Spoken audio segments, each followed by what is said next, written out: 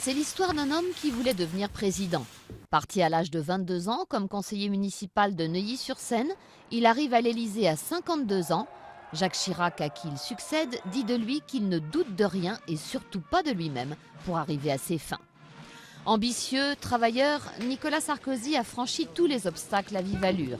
Engagé en politique à 19 ans, il est élu maire de Neuilly à 28, député à 34 et il décroche son premier portefeuille ministériel alors qu'il n'a que 38 ans.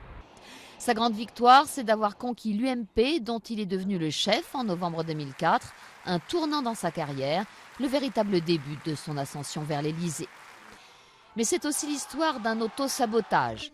En arrivant au pouvoir en mai 2007, alors qu'il jouit d'une popularité exceptionnelle, il fête sa victoire au Phuket, puis part en vacances sur le yacht d'un riche homme d'affaires. L'opinion est choquée, le surnom de président Bling Bling lui collera à la peau. Sa volonté d'être sur tous les fronts, de tout diriger, agace aussi, autant que ses écarts de langage qui finissent par entacher la fonction présidentielle. Président de crise, sa présence sur la scène internationale ne lui permet pas de remonter dans les sondages.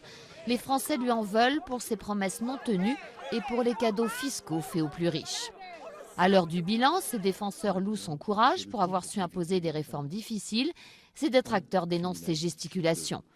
Tout au long de son mandat, Nicolas Sarkozy a régulièrement dit qu'il avait changé et mûri, au point de dire récemment « Vous n'entendrez plus parler de moi si je suis battu ».